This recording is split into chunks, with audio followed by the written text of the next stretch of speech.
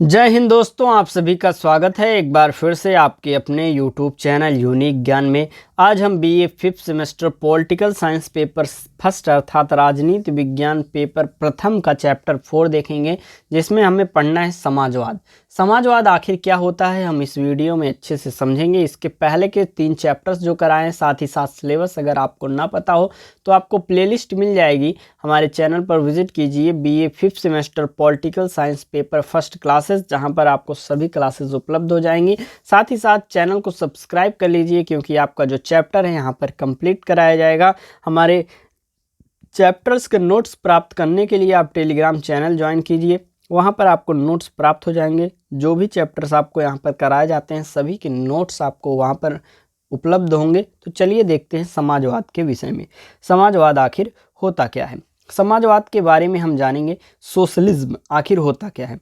औद्योगिक क्रांति ने सामंतवादी व्यवस्था को हटाकर पूंजीवादी व्यवस्था स्थापित की थी। जब औद्योगिक क्रांति आई उसके पहले सामंतवादी व्यवस्था चल रही थी, जिसको औद्योगिक क्रांति जब आती है तो उसको हटाकर एक प्रकार से पूंजीवादी व्यवस्था स्थापित की है। जब हमारा देश आज़ाद हुआ तो सर्वप्रथम बहुत गरीबी थी। गरीबी को हटाने के लिए औद्योगिक क्रांति लाई गई, विभिन्न परियोजनाएं चलाई गई, पंचवर्षीय परियोजना चलाई गई, जिनका जो लक्ष्य रहता था औद्योगिक क्रांति, कृषि सबसे पहले किया जाता था। फिर औद्योगिक क्रांति हुई, फिर औद्योगिक क्रांति जब आई तो सामंतवादी जो व्यवस्था थी उसको हटाकर एक प्रकार से पूंजीवादी व्यवस्था स्थापित की गई थी।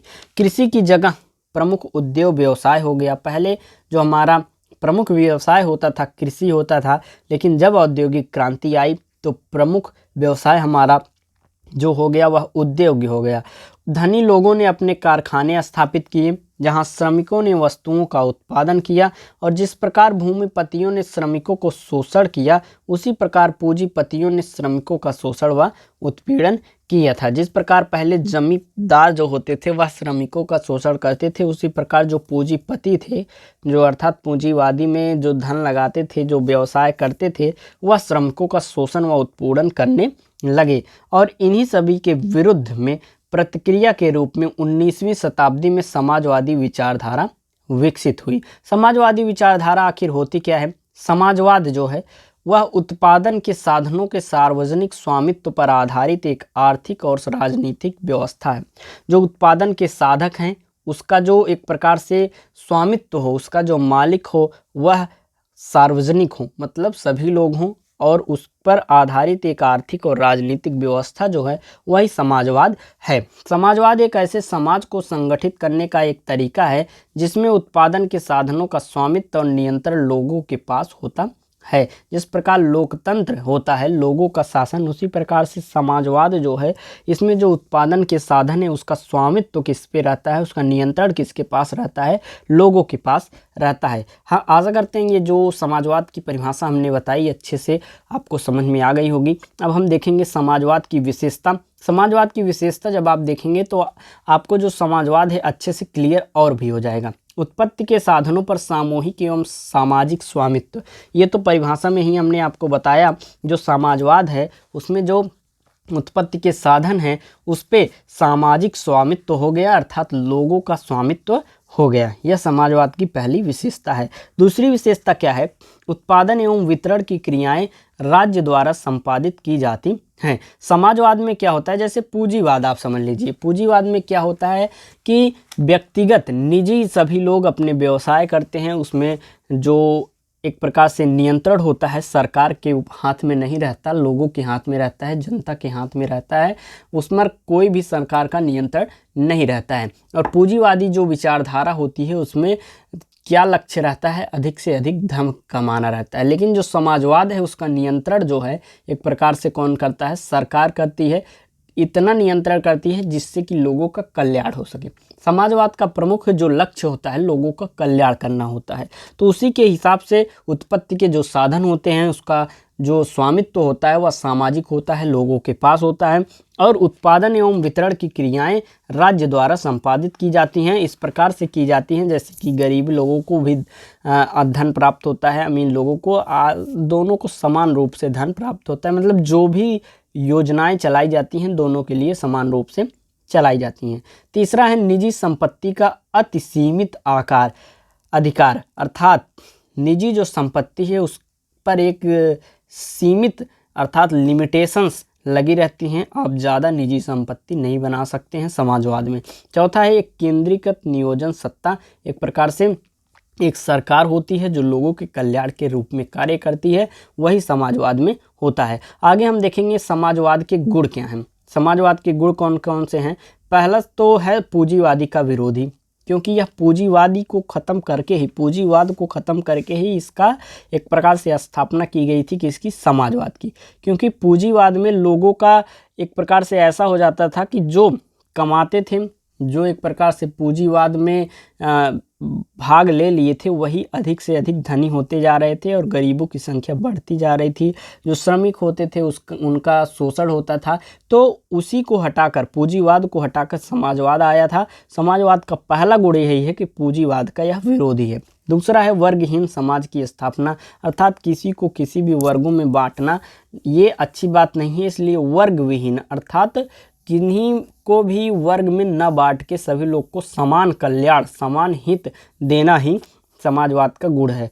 तीसरा है समाजवाद का लोकतंत्रीय रूप। चौथा है न्याय पर आधारित। समाजवाद जो है वह न्याय पर आधारित है। आगे हम देखेंगे समाजवादी राज्य की कार्यप्रणाली के प्रमुख दोष कौन कौन से हैं। उत्पादन की क्षमता में कमी आ जाती है। देखिए, जब कोई निजी फैक्ट्री डालता है तो वह अधिक से अधिक धन अर्जित करने के लिए अधिक से अधिक उत्पादन करता है, श्रमिकों को कम से कम मजदूरी देकर अधिक से अधिक उत्पादन करवाता है। लेकिन जब सरकारी हो जाते हैं तो वह उनको एक प्रकार से सैलरी मिलती रहती है, वह उनका कोई भी डायरेक्टली लाभ नहीं होता है, तो वह ज़्यादा उत्पादन पर जोर नहीं देते हैं।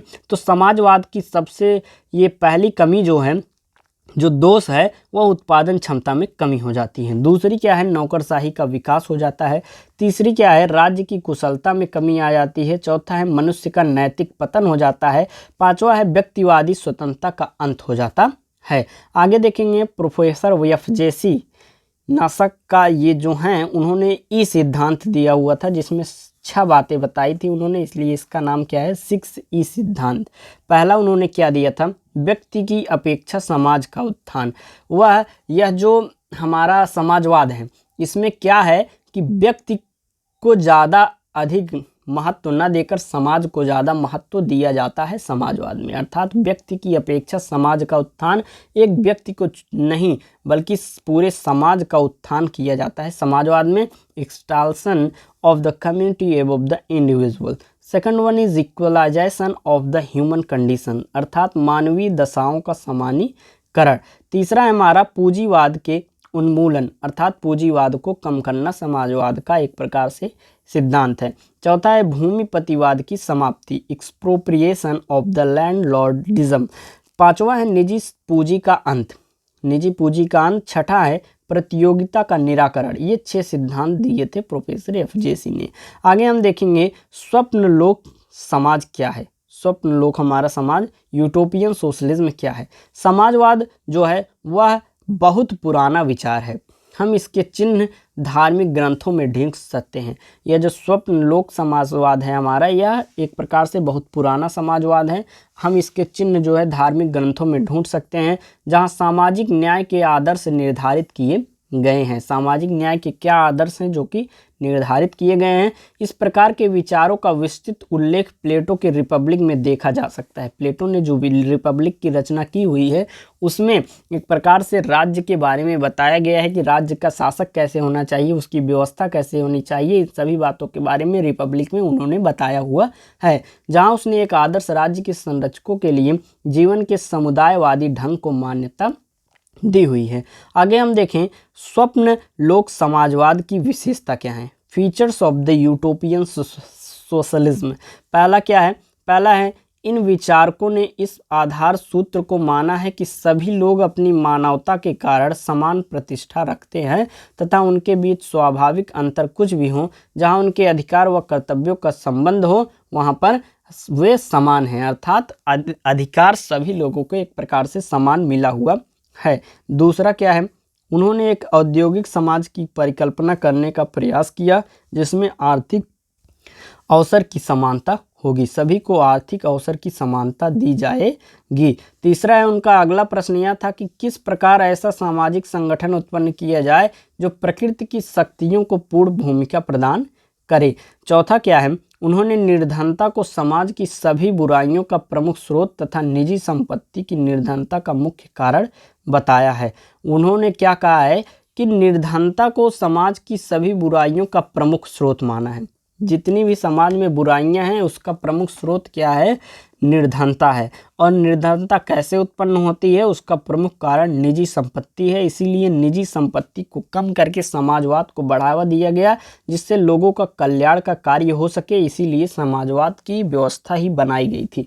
आपको अच्छे से समझ में आ गया होगा कि समाजवाद आखिर होता क्या है। समाजवाद वह होता है जो पूंजीवाद को खत्म कर दे, एक प्रकार से लोगों का कल्याण का कार्य करे। इस प्रकार से आपका चैप्टर यहाँ पर समाप्त होता है। आशा करते हैं आपको वीडियो समझ में आई होगी। अपने दोस्तों के पास शेयर कीजिए, वीडियो लाइक अवश्य कीजिएगा। धन्यवाद, मिलते हैं अगले वीडियो में।